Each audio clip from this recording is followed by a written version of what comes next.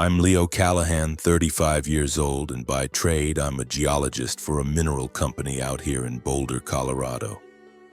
People ask about my roots, and the easy answer is a little town called Flat Rock, a place lost in the endless expanse of Kansas wheat fields. But the truth is, if someone were to ask where I truly belong, I wouldn't have an answer.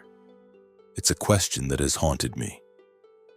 My entire life has been a quiet search for a real home, one that didn't carry the sour, biting stench of cheap whiskey or echo with rage-filled yelling that shook the floorboards. A place where I didn't have to get good at hiding the marks on my arms, marks I accepted for too long as just a part of growing up. From the quiet of my house today, I can finally look back on how a boy steeped in that kind of pain managed to find his way, even when the road ahead was impossibly dark. Flat Rock was never going to be featured on a postcard. It was a worn-down place, defined by its cracked pavement and the fact that its one tavern drew a bigger crowd on a Sunday than the town chapel ever did. Our home was set apart on the very last street, a tired two-story house with paint curling off the siding and shingles missing from the roof like lost teeth. We kept the windows sealed year-round, a silent family agreement to keep our ugly truths from spilling out into the open. My father, Frank Callahan, was supposed to be a mechanic, but his tools gathered more dust than grease. My mother, Eileen, had worked as a checkout girl until I turned 5, when she gave it up, claiming the world outside had no use for her.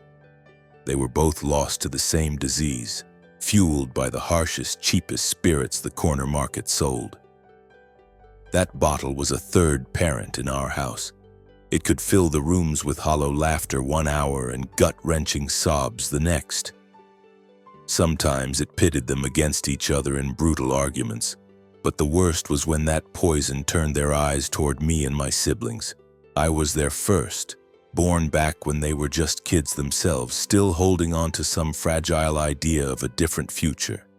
But whatever hope they had evaporated into the air, vanishing as quickly as it came. A decade later, my brother Evan arrived, all blonde hair and wide blue eyes, always staring at me as if I held the answers to everything. He made me feel like I had to be a giant. Then came Noah, the baby who was just a toddler when the last illusions I had about our family shattered completely. Those boys were my whole world. My one purpose was to be a shield for them, to stand between them and the chaos, and I would have taken any blow meant for them without a second thought. There were no family outings or new bikes with gleaming chrome in my memory bank.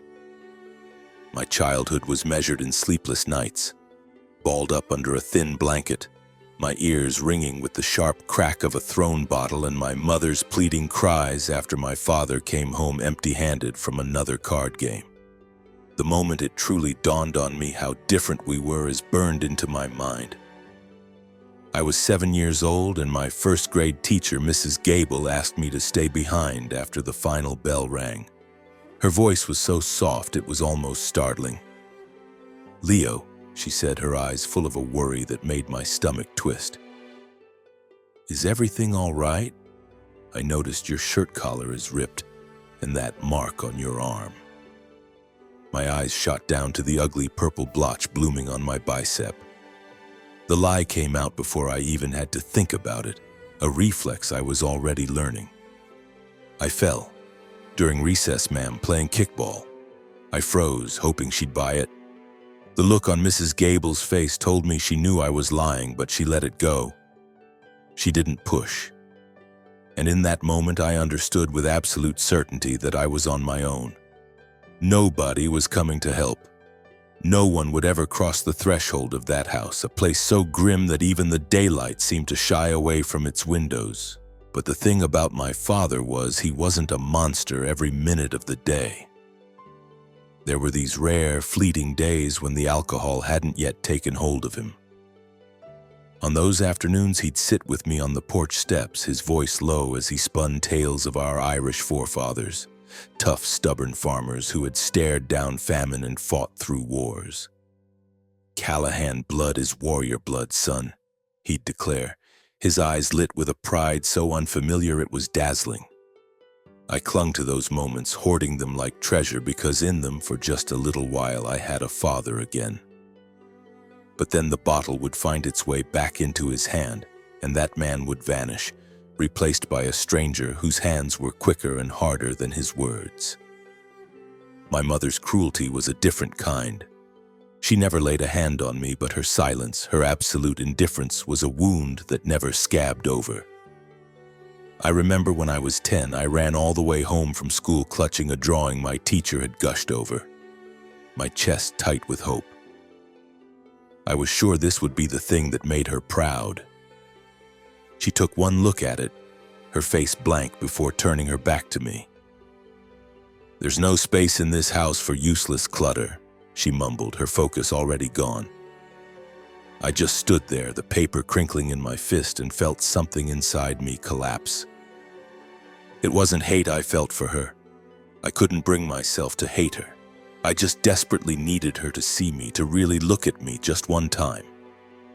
But I refused to let that emptiness break me. Instead, I found my escape in the pages of books. The town library, a little brick building that smelled of aging paper and dust motes dancing in the sunlight, became my refuge. Its creaky floors were the sound of safety.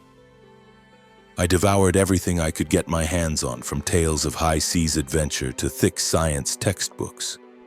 It was there, lost in those quiet stacks, that I first stumbled upon geology. The stories of the earth itself, of ancient rocks, towering mountains, and the incredible minerals buried deep in its core, captivated me completely. I was drawn to the idea that our planet, though battered and scarred by time, held beautiful and valuable secrets inside. Maybe I thought I was like the Earth. Maybe I was wounded on the surface, but there was still something worthwhile hidden deep down. Being the oldest meant I learned to become a buffer between my brothers and the storm in our house. Whenever my father's rage started to build, I'd hustle Evan and Noah into my bedroom, turn the key in the lock, and start telling them stories. My voice loud enough to cover the sound of the yelling from downstairs. One day, I'd promised them, my voice full of a confidence I didn't feel, "We're going to get out of here. We'll have our own house, a nice one with a big green yard and windows we can leave wide open." Evan would always nod, his eyes shining with complete faith, while little Noah would just squeeze my arm tighter like he was afraid I might disappear. I wasn't just spinning tales to calm them down.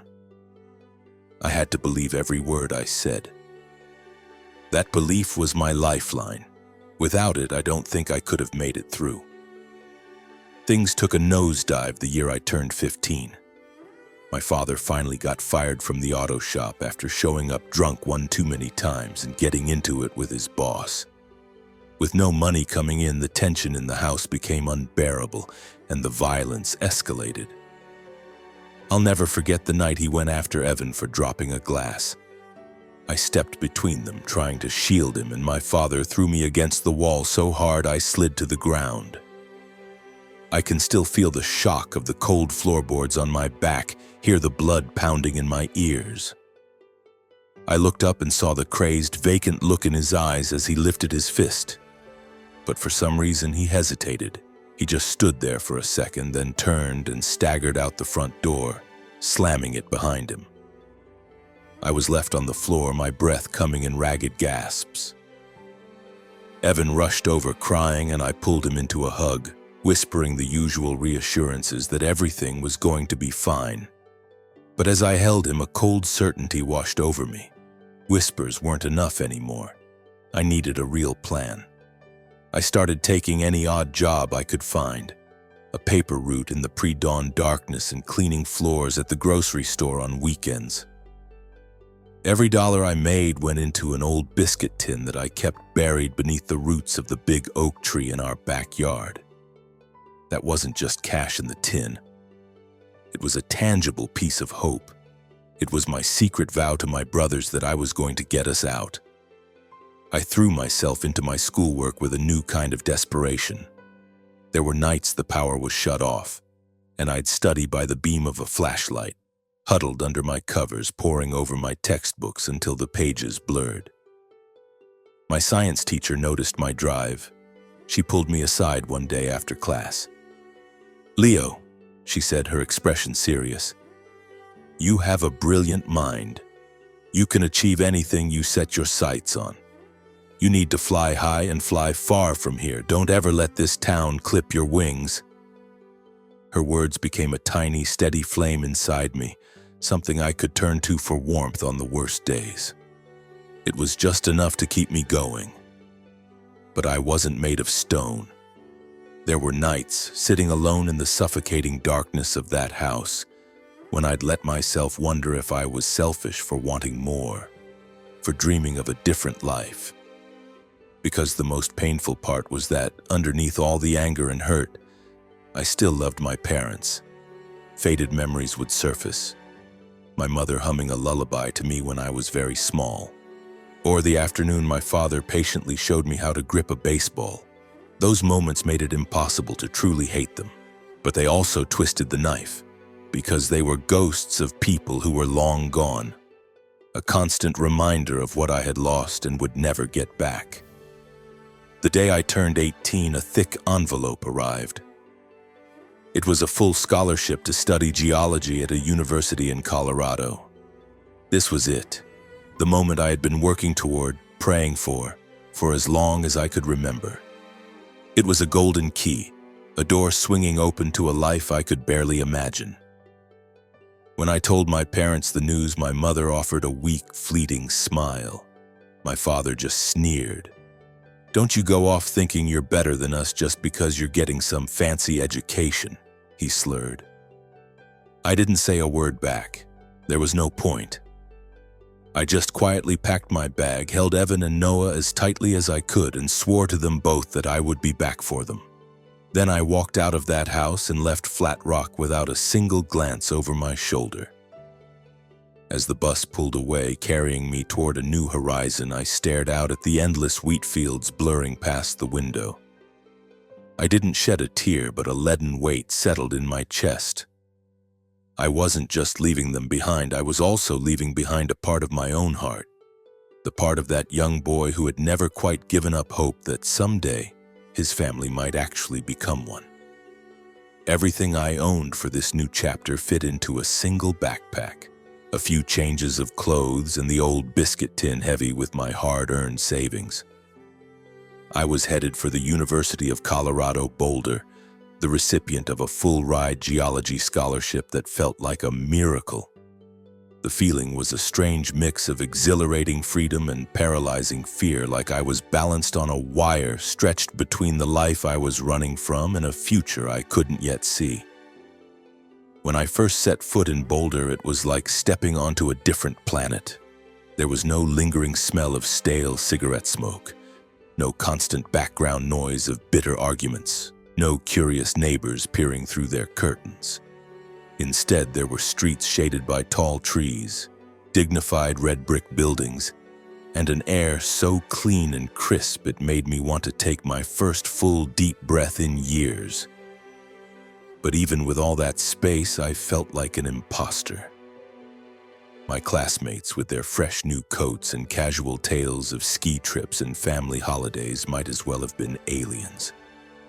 I felt their world was a universe away from mine.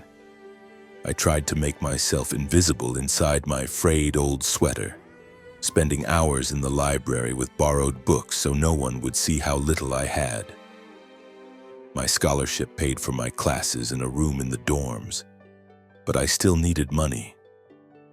I took any work I could get, scrubbing plates in the dining hall, clearing snow from walkways in the biting winter cold, and delivering pizzas late into the night. There were days I ran on 3 hours of sleep, but I never once thought of complaining. Every single dollar I earned felt like another brick in the foundation of the promise I'd made to Evan and Noah. I wired money home whenever I could scrape it together, knowing full well where most of it would end up. I wrote letters to my brothers, filling the pages with descriptions of the towering mountains that framed the city and the amazing stones I collected on my geology field trips.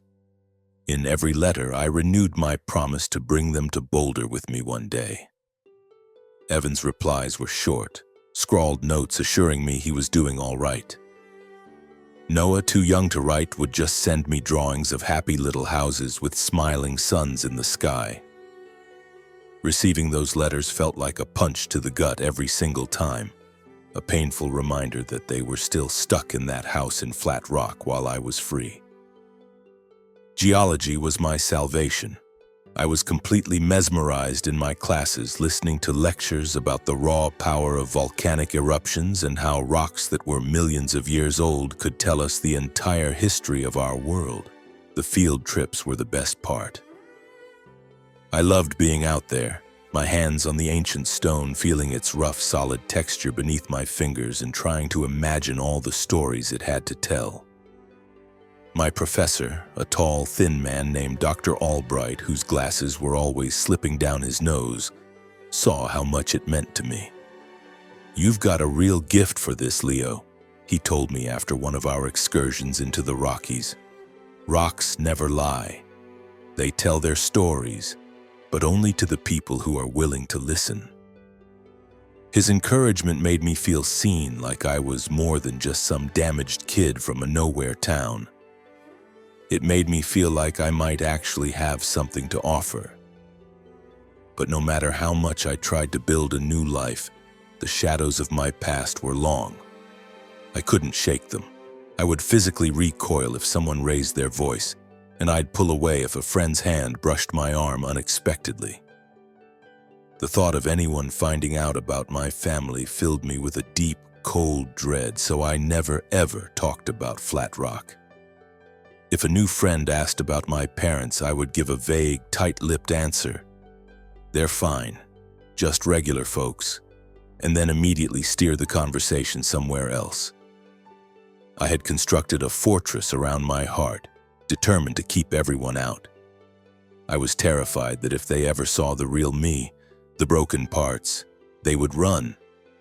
And then I met Clara.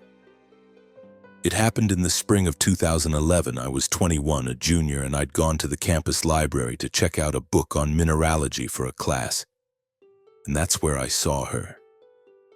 She was working behind the circulation desk, her dark hair pulled back in a messy bun with eyes the exact shade of a clear Colorado sky. When I passed her my student ID, she gave me a smile that made my stomach do a nervous flip. I was so clumsy with people, especially girls, that all I could manage was a mumbled, "Thanks." "You're into rocks, I see," she said, her eyes flicking down to the heavy book on the counter. "I always thought they were just boring old rocks until I saw a piece of rose quartz one time. It was so beautiful. It looked like something from a fairy tale." Her voice was kind, without a hint of judgment, and standing there with her, I felt a knot in my chest loosen for the first time in as long as I could remember. Our relationship started slowly, unfolding in a way that felt easy and right. Clara was a revelation. She was brilliant and had a quick, playful wit, and she looked at the world with this incredible optimism, as if she truly believed that anything broken could be mended. She introduced me to hiking, taking me on trails through the mountains surrounding Boulder, where we'd find a quiet spot to sit and watch the sun dip below the peaks. I'd point out different formations and tell her about mineral lodes, explaining how lithium, the metal everyone wanted for their electric car batteries, was hidden deep inside the earth. She'd laugh and joke that I was more in love with rocks than I was with her. But the look in her eyes told me she got it. She understood my passion. When I was with Clara, I wasn't the boy from Flat Rock anymore. I was Leo, a man who had ambitions, a man who was capable of being loved. I graduated at 23 with my geology degree and almost immediately a job offer from a mineral exploration firm in Denver. The starting salary wasn't huge, but it was more than enough to get a small apartment and, most importantly, start putting real money aside for Evan and Noah. Clara landed a position at a public library in the city, and just like that, we started to build a life, dreaming about a future that was ours to make. I started to picture it, a small house of our own, with bookshelves lining the walls and a little garden out back where Clara could plant her flowers. For the very first time in my life, I allowed myself to think that happiness wasn't just a fantasy. It was something I could actually have, but my past wasn't finished with me yet. I talked to my brothers regularly, but now my parents were calling too, their voices always demanding. "You've got a good job now," my father would slur into the phone, his words thick and raspy. "It's your responsibility to look after your family."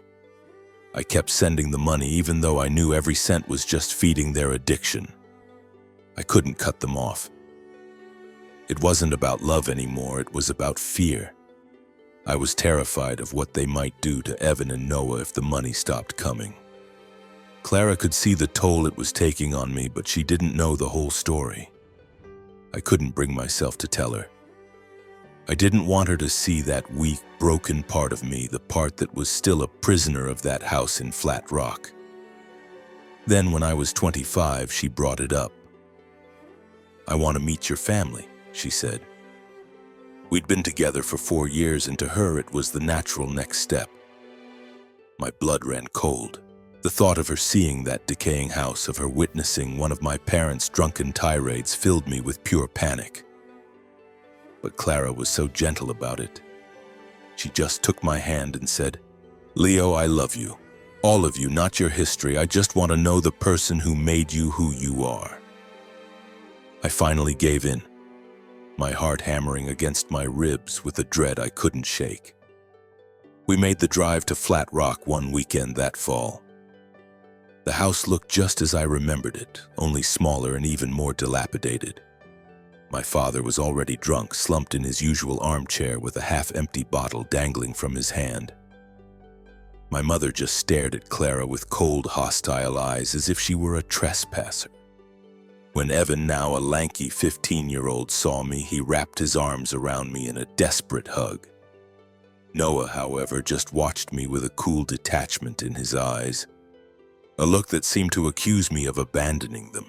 Clara did her best to make small talk, but the atmosphere in that room was so toxic and oppressive, I just wanted to grab her by the hand and run. As soon as we were back in the car, she didn't speak. She just reached over and laced her fingers through mine, holding on tight. During the long drive back to Denver, I tried to apologize for them, for all of it, but she just shook her head. "You have nothing to be sorry for, Leo. You are so much more than where you came from." That night, back in the safety of my tiny apartment, Clara just held me while I finally broke down. For the first time since I was a little boy, I let all the walls come down and allowed myself to be completely vulnerable. She didn't flinch or pull away. She just stayed. And in that moment, I knew with absolute certainty that I wanted to spend the rest of my life with her. I started thinking about saving for a ring, about asking her to marry me even though I knew I couldn't afford much. I wanted to create a new family with Clara. A family built on love and respect, everything my own had lacked. But just as I was starting to feel like my life was finally on the right track, a phone call from my father shattered everything. It came on a cold winter evening. His voice was slurred as usual, but there was an unfamiliar, steely edge to it. "Leo, you need to get home," he demanded. "It's important." I pressed him, asking what was wrong, but all he would say was, "Just get back here, you'll see." An icy dread snaked its way up my spine. The last thing on earth I wanted to do was go back to Flat Rock. But there was something in his tone, a note of command I hadn't heard before that made it impossible to say no. The drive was a long, grim journey through snow-dusted landscapes, the car radio playing softly, a useless attempt to quiet the storm of anxious thoughts raging in my head. Pulling into Flat Rock, I had to take a long, deep breath, fighting back the familiar sense of suffocation that always seemed to hang in the air there. I pushed open the front door and found my father in his usual spot, slumped in the armchair, a whiskey bottle clutched in his hand, his eyes webbed with red veins. My mother was standing silently in the corner, her arms folded tightly across her chest, her stare heavy and suffocating. "Leo," my father started, his voice a gravelly rasp. "Sit. I have something I need to tell you." He took a long pull from the bottle before continuing. "My old friend, Thomas Donnelly, he came to me with an offer, a proposition. His daughter, Maeve, she needs a husband. And I told him you'd be the perfect man for the job." The words hit me like a physical blow. I couldn't move. Thomas Donnelly was one of my father's only friends from high school. A decent, hard-working man who owned a sprawling ranch and farmland on the edge of town. His daughter, Maeve, had been in a terrible car crash a few years back that had left her paralyzed from the waist down. I had never met her, but I'd heard the whispers around town that she was a recluse who never left the ranch. "What are you talking about?" I finally managed to get out, my voice shaking with a rage that was boiling up inside me. "I'm not marrying anyone. I have a life. I have Clara." My father let out a contemptuous snort as if I'd just said the stupidest thing he'd ever heard. "Clara? That city girl's not for you, Leo. Thomas promised me, promised us, this family, $500,000 if you marry Maeve. Just think about it, son. That kind of money and it would change everything for us. Don't you want a better life for your brothers?" I just stared at him, my mind reeling, the number echoing in my ears. $500,000. The number hung in the air, a sickening weight. It wasn't the amount that stunned me, but the cold, hard fact that my own father was trying to sell me like a piece of property. "You're out of your mind," I said, my voice quiet but laced with venom. "I'm not doing it. I love Clara."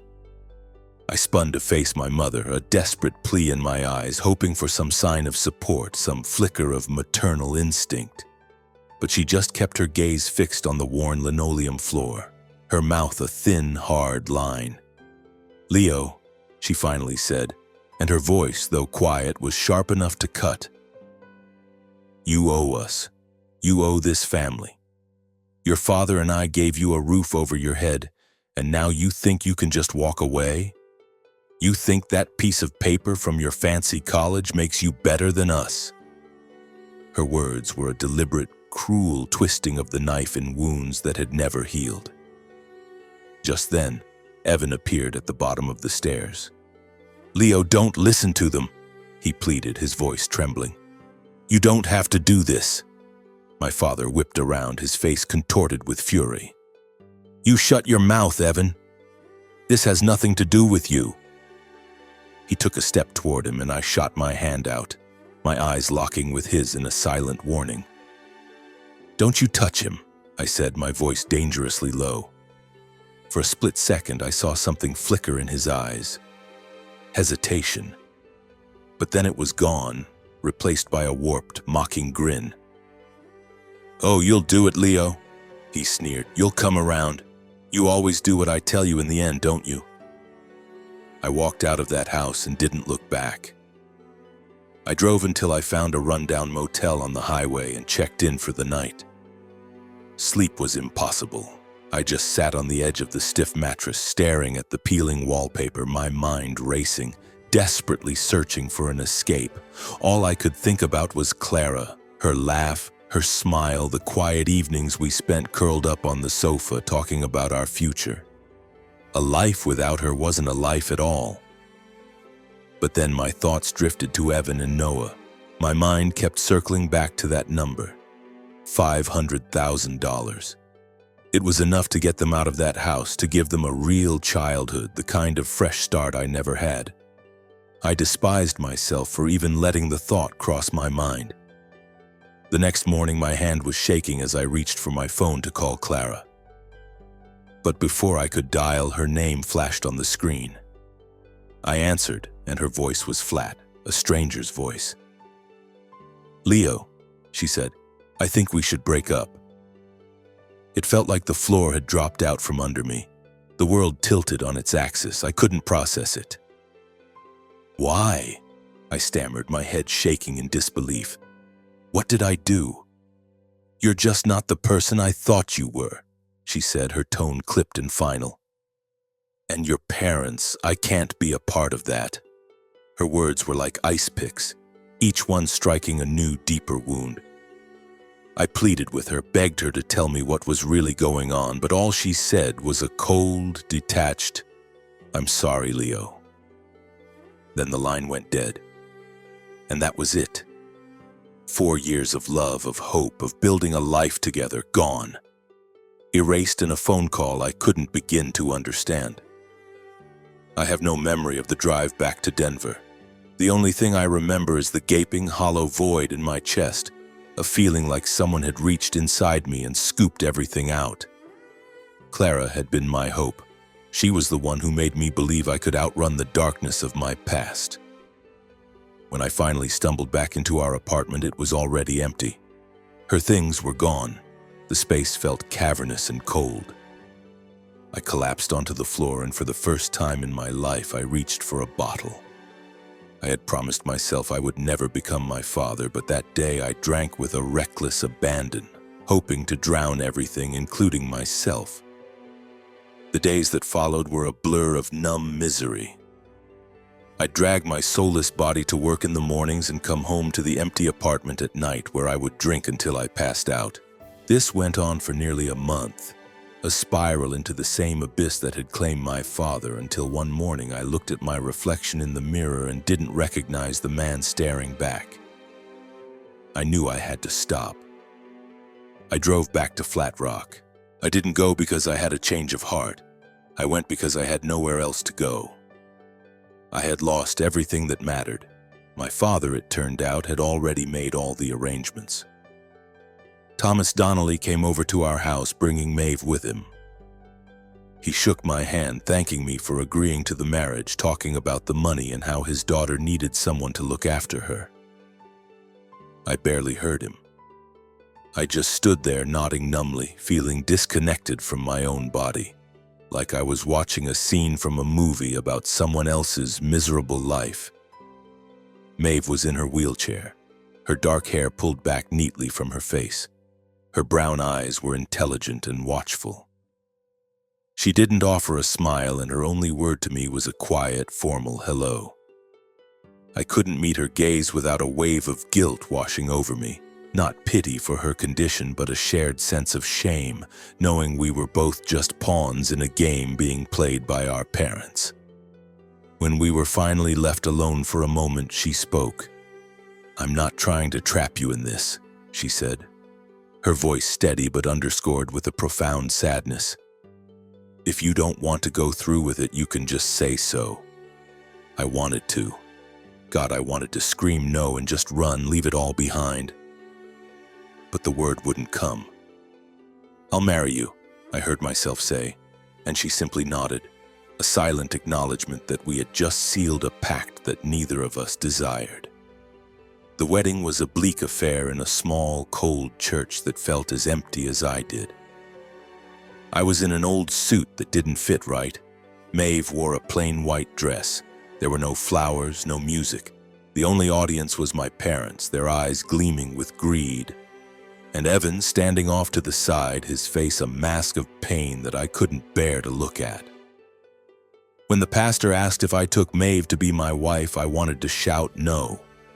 I wanted to tell the whole world that I loved Clara, that this wasn't the life I wanted, that this was a nightmare. But all that came out was a hollow, "I do." And with those 2 words, my fate was sealed. After the ceremony, Maeve and I moved into a small house her father had rented for us on the outskirts of Denver. We lived like ghosts in that house, barely speaking. She spent her days with her books, and I buried myself in my work at the mineral company downtown. I took every extra shift I could, anything to stay busy and out of the house. I never blamed Maeve. None of this was her fault. But every night as I lay on the lumpy sofa, my mind would betray me.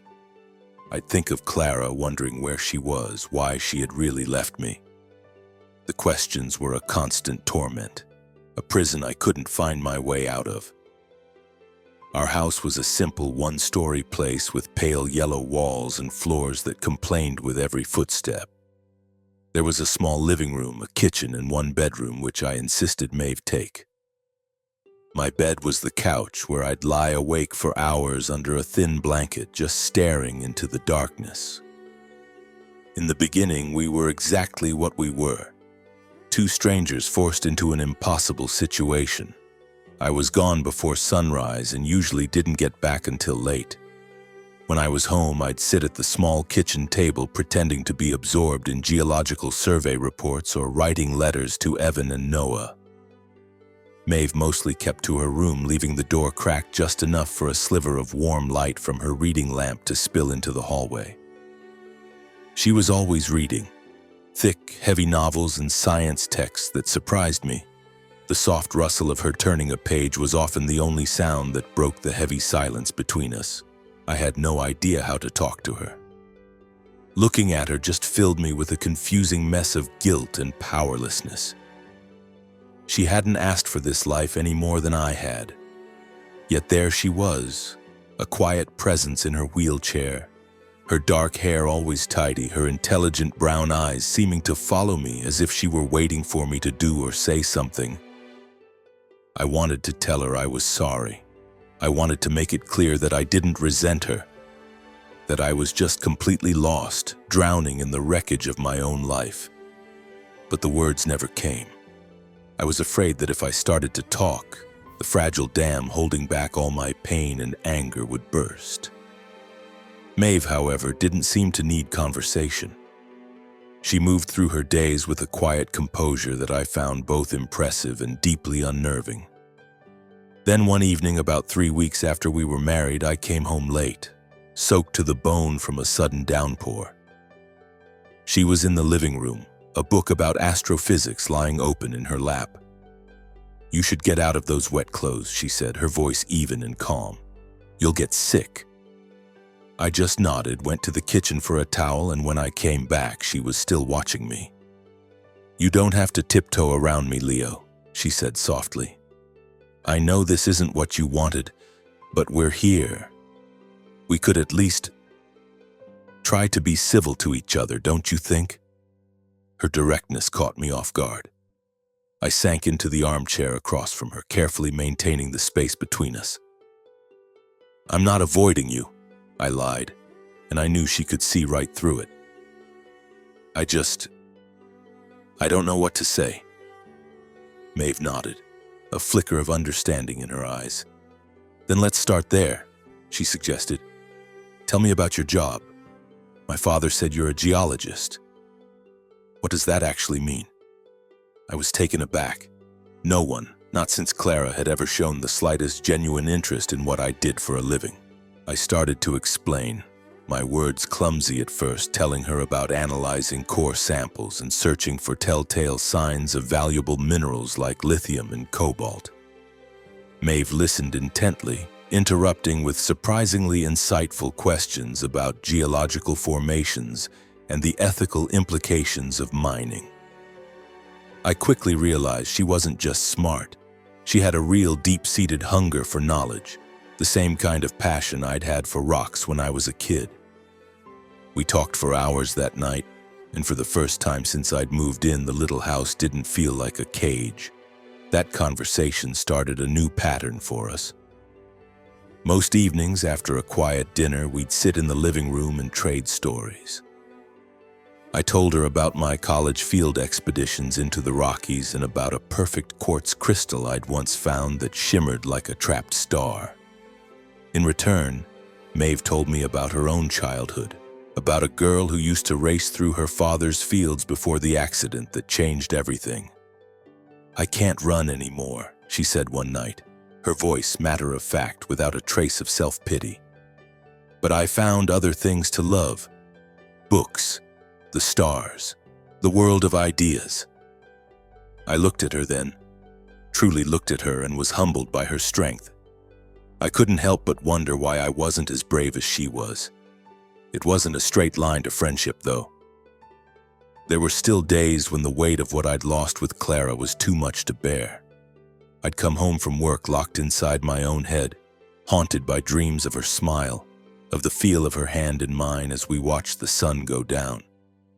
I'd wonder if she was happy now, if she ever thought about me at all.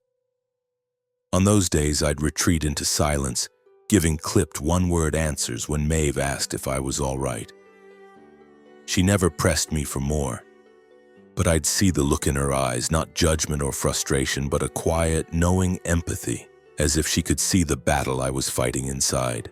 Then one afternoon, about 3 months into our strange marriage, I came home to find a small leather-bound notebook lying on the kitchen table. Curiosity got the better of me and I opened it. The pages were filled with Maeve's elegant, precise handwriting. Notes about astronomy, sketches of constellations, and complex mathematical formulas that were completely beyond me. On the very last page, she had written a single sentence. "Everything happens for a reason, even if we can't see it at the time." I snapped the notebook shut, feeling like a trespasser who had stumbled upon something deeply personal. But her words stayed with me. I wanted so badly to believe her, to believe that this bizarre marriage, the gut-wrenching loss of Clara, that all of it had some greater purpose. But I just wasn't there yet. That weekend, Maeve suggested we go out to the backyard, a neglected little square of earth choked with weeds. "I want to plant a garden," she announced. "Will you help me?" I hesitated, knowing absolutely nothing about plants, but the hopeful, determined look in her eyes couldn't be refused. We spent the whole weekend out there, me turning over the hard, dry soil while Maeve directed operations from her wheelchair. Her laughter echoing across the yard when I accidentally ripped open a bag of fertilizer and covered myself in it. "You're a menace, Leo," she teased, and I found myself laughing, a real, genuine laugh for the first time in what felt like an eternity. We planted daisies and sunflowers and rows of lavender that Maeve promised would brighten the whole house. By the time we were done, my hands were caked with dirt and there was a streak of mud on Maeve's cheek. Without thinking, I reached out and gently wiped it away. She looked up at me and her eyes were so open and kind that I had to turn away, a flush of embarrassment creeping up my neck. It was small moments like that, accumulating over time, that began to heal something in me. I started to realize that I actually looked forward to coming home from work, to seeing Maeve, to hearing about whatever new book had captured her imagination, or listening to her gently tease me about my disastrous attempts at cooking. She had this incredible ability to make everything feel lighter, as if she carried her own source of light inside her, a light that refused to be extinguished by the unfairness of her life. One warm summer evening when I was 27, we were sitting in the backyard, admiring the first of the daisies that had just begun to bloom. The sky above us was a brilliant tapestry of stars, and Maeve, her voice full of wonder, pointed out the constellation Orion. "Does it ever make you feel small?" she asked quietly. "All of those stars. They're billions of years old and we're just a blink." I looked at her then, her dark hair catching the soft glow of the moonlight, and for the first time my mind didn't drift to Clara. I was thinking only of Maeve and of how she made me want to actually live my life, not just endure it. "Maybe we are small," I said, my voice softer than I intended. "But this moment right here, it feels big enough for me." I can't pinpoint the exact moment I fell in love with Maeve. Maybe it was that night watching her smile among the flowers we'd planted together. Maybe it was all the evening she sat and listened patiently without judgment as I unloaded the frustrations of a bad day at work. Or maybe it was the slow dawning realization that she didn't need me to rescue her. She was far stronger than I had ever imagined, and what she wanted wasn't a savior, it was a partner. The love I felt for her was nothing like what I'd had with Clara. That had been a wildfire, a brilliant, all-consuming blaze. This was different. This was a quiet, steady flame that warmed me from the inside out, a constant source of comfort against the cold. Then one night, as Maeve and I were clearing the table after dinner, the doorbell rang. I opened the door and my heart seized in my chest. It was Clara. She was standing on our porch, her hair cut shorter now, her blue eyes filled with a deep, unmistakable regret. "Leo," she said, her voice trembling, "we need to talk." I felt the world shift as if time were rewinding, and all the pain I thought I'd buried came rushing back to the surface. From the dining room, Maeve looked over at us. She didn't say a word, but I saw the expression in her eyes. It wasn't jealousy, but fear. A fear that I was about to walk away. I asked Clara to come in, but she just shook her head.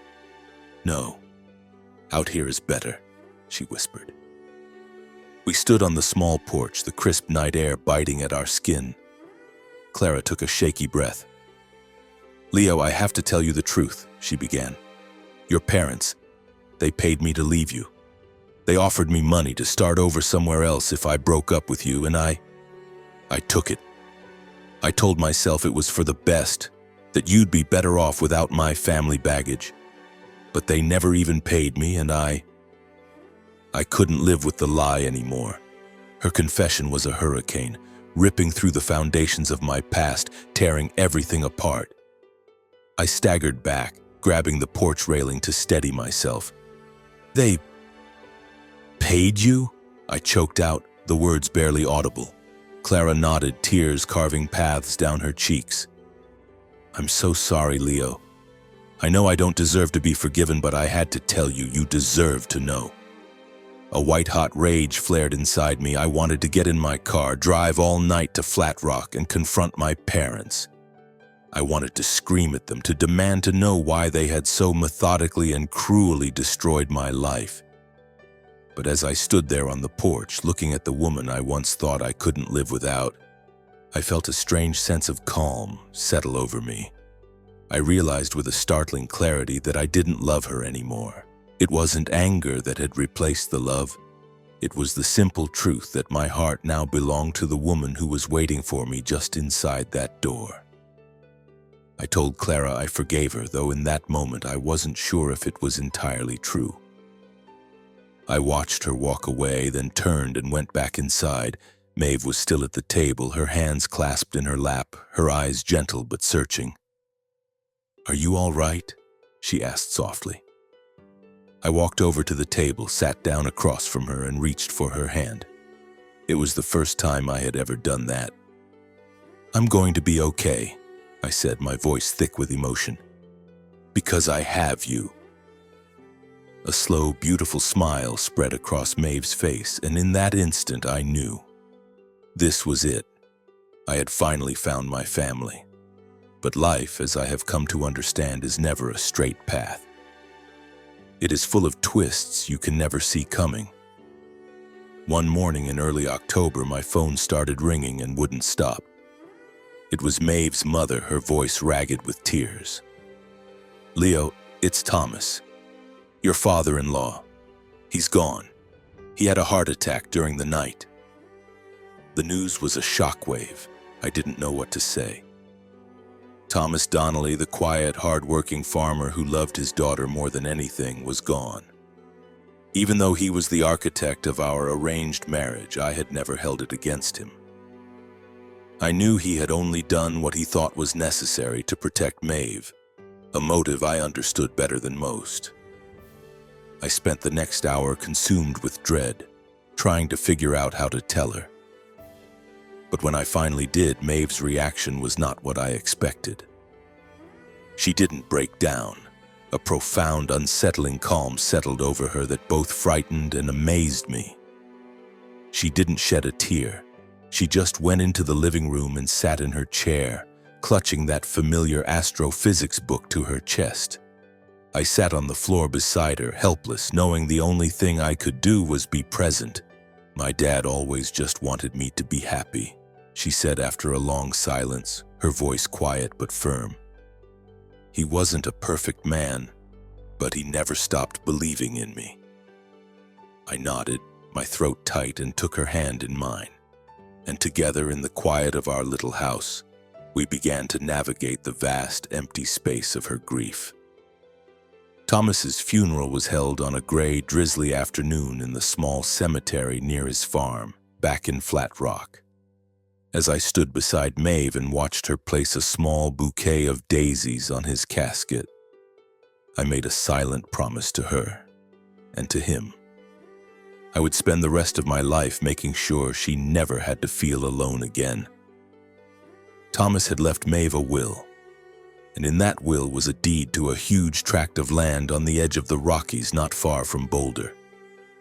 It was a property he'd picked up for next to nothing years ago, a rugged expanse of barren hills and stony ground where he'd once dreamed of building a house for his family.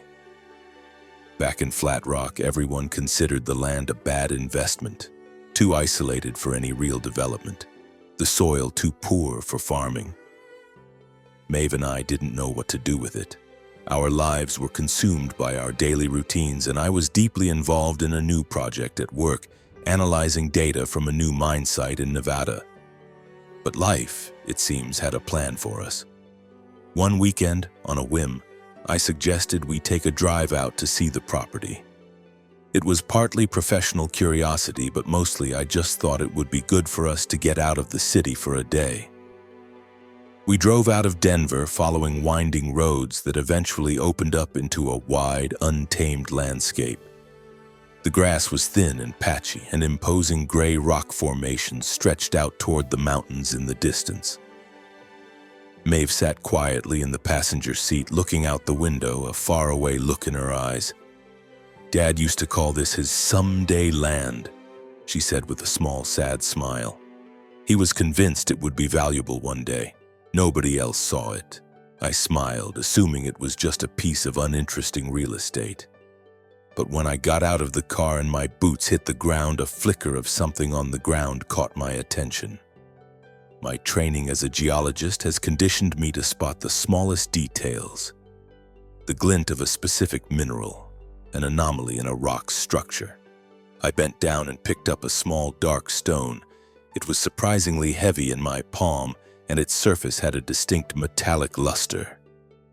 My pulse quickened.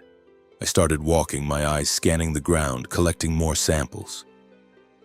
It didn't take long for me to realize that these weren't just ordinary rocks. I took the samples into the company lab first thing that Monday. A week later, after a full battery of tests, the results came back, and they were staggering. The land was sitting on top of a massive, previously undiscovered lithium deposit. Lithium, the white gold of the clean energy revolution, was one of the most sought-after minerals on the planet, critical for the batteries that power electric vehicles. With market prices for lithium skyrocketing, this deposit was potentially worth hundreds of millions of dollars. I raced home from the lab, the official report clutched in my hand, my heart hammering against my ribs so hard I thought it might break free. I found Maeve out in the garden, sitting in her wheelchair among the riot of colorful daisies, enjoying the late afternoon sun. "Maeve, you have to see this," I yelled, my voice shaking with an excitement I couldn't contain. I dropped to my knees beside her chair and spread the documents out on the grass, the columns of numbers and complex charts a blur in front of my eyes. I tried to explain it all, my words tumbling out in a jumbled, breathless rush, about the lithium, about her father's supposedly useless piece of land, about what this discovery meant for our future. "It could be worth hundreds of millions, Maeve," I kept repeating, the number still not feeling real. "Hundreds of millions." She stared at me, her brown eyes wide with disbelief, and then she threw her head back and laughed, a sound so full of pure, unadulterated joy that it seemed to fill the entire garden. "My dad," she said, her voice a perfect blend of wonder and pride. "He really did have the last laugh. He always told me this land had a secret. He knew. He knew all along, didn't he?" I nodded, and then I was laughing too, a deep, cathartic laugh that made me feel like that kid again, the one who'd gotten covered in mud planting flowers with her. I pulled her into a hug, burying my face in her hair. This was more than just a geological find. This was a key that had just unlocked a future I had never, in my wildest dreams, allowed myself to imagine. But we didn't rush into anything. I brought the core samples and the preliminary data into the office and laid it all out for my team. They were speechless. I saw the look in my boss's eyes, Mr. Davison, the same look of excitement he'd had years ago when I was just an intern who had come to him with a crazy theory. "Leo," he said, his hand clapping me on the shoulder, "if these numbers are right, this is the find of a lifetime." The next few months were a whirlwind. I worked around the clock collaborating with a team of top engineers and negotiating with major mining corporations to get a proper valuation of the deposit. In the end, a massive mining conglomerate made an offer to purchase the extraction rights. The number they came back with was $250 million, plus a significant stake in the future profits of the mine. The day the wire transfer went through, I just sat at our kitchen table, staring at the balance on the online banking portal. The long string of zeros didn't seem real. It felt like a number from a dream, too big and abstract to be true. Maeve came and stood behind me, her hand on my shoulder, her fingers lacing through mine. "We can do anything we want now, Leo," she said softly. "So what is it that you want?" I turned to look at her, to look into her eyes that always seemed to hold the quiet wisdom of the night sky. And I knew the answer. "I just want us to be happy," I said. "Genuinely, truly happy." We bought a new house in Boulder, a beautiful 2-story home with huge windows that looked out over the Rockies, where every morning we could watch the sunrise paint the peaks in shades of gold and rose. The large backyard became Maeve's personal sanctuary. She filled it with hundreds of flowers, drifts of white daisies, towering sunflowers, and fragrant lavender bushes that scented the entire property. And inside, we built our own library, a quiet corner of the house with floor-to-ceiling wooden shelves that we quickly filled with novels, science books, and all the astrophysics texts that Maeve loved so much. Maeve started writing a book, filling page after page with her brilliant thoughts on cosmology and the nature of the universe, as if she were finally free to chase the dreams that had once been confined to the 4 walls of her room. I stayed on at the mineral company, but in a new role. I now had a research division dedicated to developing sustainable and ethical mining practices, working to ensure that future discoveries like ours could generate prosperity without destroying the planet. Every evening when I pull into the driveway and see Maeve through the window, lost in a book or typing away in her library, I feel a profound sense of peace. I know without a doubt that I am finally home. The money was never just about being rich. It was about being free. It was the freedom to finally become the person I was always meant to be. It was the freedom to heal. I sent a substantial amount of money to Evan and Noah, enough for them to leave that dark house in Flat Rock for good. Evan, now 20, enrolled in the engineering program at the University of Colorado, his whole face lighting up whenever he talked about his plans to design bridges and skyscrapers. Noah, 17, found his calling in art. His canvases exploded with vibrant, joyful color, as if he were trying to paint over the gray world of his childhood with a new one full of hope. I got them a large apartment near the campus, one with big windows that looked out over a green park, a place where they would never again have to listen to the sound of breaking glass or angry yelling. Every time I visit them and see Evan laughing or watch Noah lose himself in his work, another layer of the guilt I carried for so long just peels away. I finally kept the promise I made to them on that bus all those years ago. With our own lives settled, Maeve and I started to dream on a bigger scale. We set up a charitable foundation in her father's name, a way to honor the quiet, kind farmer whose unlikely dream had changed our lives forever. The foundation's mission is to help young people who, like me, have been hurt or cast aside by their own families. We fund college scholarships, provide safe housing, and connect them with therapists and counselors to help them work through their trauma. Every time we get a letter, like the one from a 16-year-old girl named Maya who wrote to tell us she was going to be the first person in her family to go to medical school, it feels like another small victory, another piece of light pushing back the darkness. It's a constant reminder that we are on the right path. But even with a life now so full of purpose and love, with Maeve, with Evan and Noah finally safe, the ghosts of my past were never far away, always lurking in the periphery, waiting for a moment of weakness to drag me back down. It happened in the winter of 2020. I was at my desk at the office going over survey data from a new site in Wyoming when my phone vibrated. My mother's name lit up the screen. My first instinct was to reject the call. My thumb hovered over the button.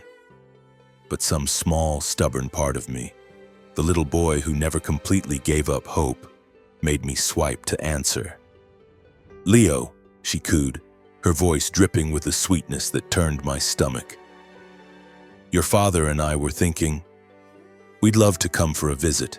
It's been so long, hasn't it?" My grip tightened on the pen in my hand until my knuckles were white. The air in my office suddenly felt thick and hard to breathe. I knew this wasn't about a family reunion.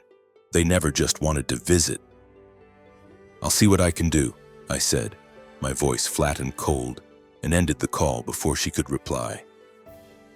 The drive home was a blur of angry, chaotic thoughts. I found Maeve in our library putting the finishing touches on the last chapter of her astrophysics book. She looked up when I came in, and her smile faded as she saw my face. She knew immediately. "It's them, isn't it?" she said, her voice soft. "Your parents." She set her pen down as I slumped into the chair across from her desk. I told her about the phone call, and Maeve just listened, her gaze steady and patient, letting me get it all out. When I was finished, she reached across the desk and took my hand. Her fingers were warm and strong in mine. "Leo," she said, her voice firm, "you don't have to do this. You don't owe them anything. You've given them more than enough." I looked into her eyes, saw the love and worry there, and I knew she was right. But I also knew with a sudden gut-level certainty that this was something I had to do. I had to face them one last time. Not for them. For me. I called Evan to see what he knew. His voice on the phone was laced with a familiar bitter resentment. He told me what I already suspected. Our parents had burned through every last cent of the $500,000 from Thomas Donnelly, the money they'd gotten for selling me to his daughter. Evan said they'd bought a brand new pickup truck, paid off our father's mountain of gambling debts, and then pissed the rest away on booze and frivolous trips. "They're flat broke, Leo," Evan told me. "And now they've heard the news about the mine. They think you owe them a piece of it." I squeezed the phone so hard my hand ached, a phantom pain echoing in the old faded marks on my arms. I shouldn't have been surprised, but the confirmation of their greed was still a fresh wound, a sharp, twisting pain. A week later, they were on our doorstep. I opened the door to find them standing there, taking in our house. My father, Frank, his gray hair a mess, his eyes shot through with red. My mother, Eileen, pulling at the sleeves of a threadbare sweater, a brittle, practiced smile plastered on her face. "Leo, my boy," my father boomed, his voice oozing a false warmth that made my skin crawl. "This is some place you've got here. You've done all right for yourself." I didn't reply. I just stepped back and let them in, leading them into the living room. Maeve was already there, waiting in her wheelchair, her expression calm but her eyes missing nothing. She gave them a polite nod but remained silent, a quiet signal that this was my battle to fight. We all sat, the silence in the room thick with unspoken demands, heavy like the air before a thunderstorm breaks. My father didn't bother with pleasantries. He got right to it. "Leo," he started, leaning forward in his chair. "We heard about your little windfall. That mine. It's only right that you share that with your family. Your mother and I, we're not doing so well." My mother nodded in vigorous agreement. "You're the oldest, Leo," she added, her voice taking on a whiny, pleading tone. "It's your duty to take care of us." It was like listening to a recording of an old, familiar script, the same words they'd used when they made me get a job as a teenager to help pay the bills, the same logic they'd used when they found my tin box of newspaper money and took it for themselves. But I wasn't that 15-year-old boy anymore. I took a slow, deep breath, trying to steady the frantic pounding in my chest. "Mom. Dad," I said, my voice quiet but unyielding.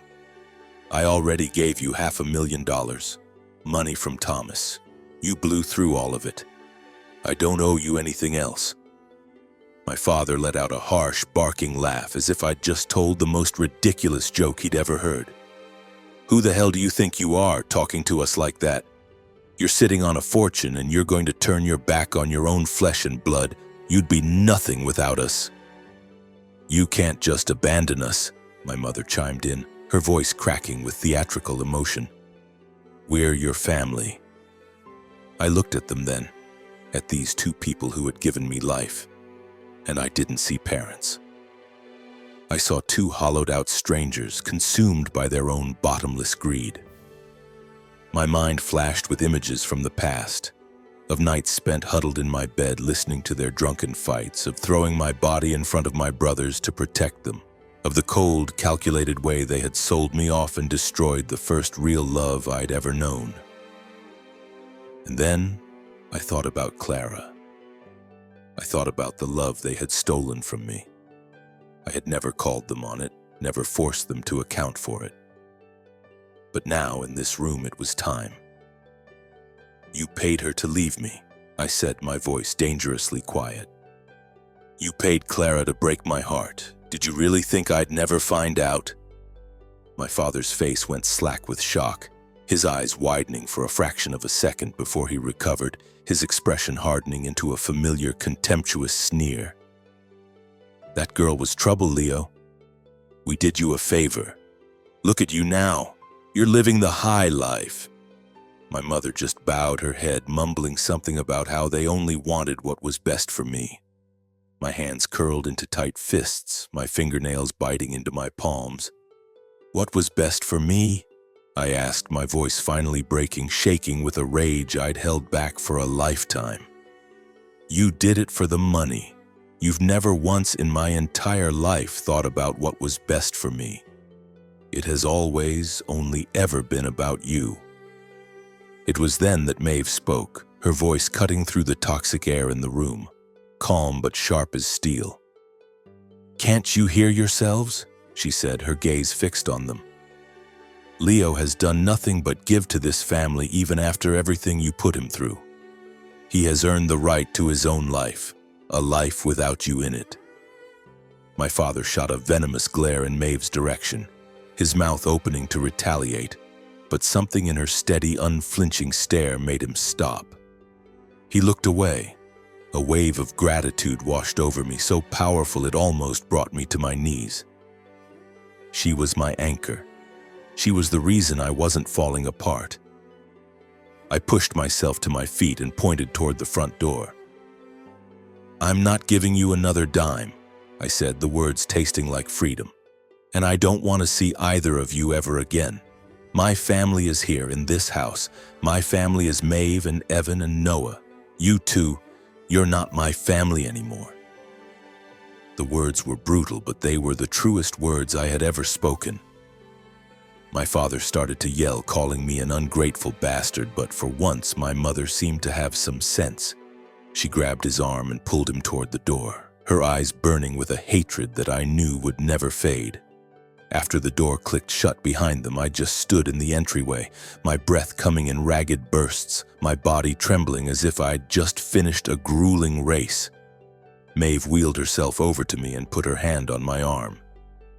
"You did the right thing, Leo," she whispered. I sank to my knees, wrapped my arms around her, and finally I cried. I cried for the parents I never had, for the family I had just lost, and for the little boy who had finally, after all these years, found his voice. It wasn't a cry of grief. It was a cry of liberation. And as the tears subsided, a strange, unsettling thought surfaced in my mind. If my parents hadn't been so cruel, if they hadn't paid Clara to leave, if they hadn't forced me into this marriage with Maeve, I wouldn't be here. I wouldn't have any of this. Not Maeve, not the foundation, not the quiet evenings watching the sun set over the mountains. I hated them for what they'd done, but I couldn't escape the twisted irony that their cruelty had, in a way, led me to my salvation. I whispered this thought to Maeve, my voice still hoarse. She just smiled, her hand gently stroking my hair. "Sometimes the darkest roads lead us to the most beautiful places," she said softly. "But that doesn't mean you have to be grateful for the darkness. You're the one who found the way out, Leo. You built this life." When I look back now, I can see the long, winding road that brought me from Flat Rock to Boulder. It was a journey with no clear path, full of treacherous drops and moments of despair when I was sure I was lost for good. My parents, with their fists and their silence and their cold, calculated betrayals, left me with wounds that will never completely fade. But those scars are also a part of my story. They are the map that shows how I got here. If they hadn't destroyed my life with Clara, if they hadn't forced me to marry Maeve, I wouldn't have found her. I wouldn't have our garden or our library or our shared love of the stars. I might have had a different life, an easier one perhaps. But I know with every fiber of my being that it would not have been a better one. I don't thank my parents for what they did. They will never deserve my gratitude. But I have come to accept the strange, paradoxical truth that the very worst things that ever happened to me are what ultimately led me to the very best.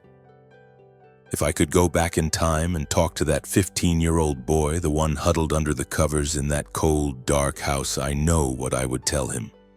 I would tell him to hold on, to never ever give up. I'd tell him that the darkest nights really do end, that there is a dawn waiting for him. But he has to keep putting one foot in front of the other, especially when he's terrified. And if there's anyone out there reading this, anyone who is trapped in a toxic family, anyone carrying wounds that no one else can see, this is what I want you to know. You are not defined by what has been done to you. You are defined by the choices you make in spite of it. Find your people, the ones who see you and love you for who you are. Grab hold of every small chance you get, and believe, even when it feels impossible, that you will find your way to the light. I did, and you can too. Life never promises to be simple, but it does promise to be worth the fight if you just have the courage to keep going. And I, Leo Callahan, kept going. I found my real family. I built a life on a foundation of honesty and love, and I will never stop dreaming. Because I know now, just as Maeve always has, that every one of us is a story waiting to be told. And my story, though it started in the deepest darkness, is finally shining bright.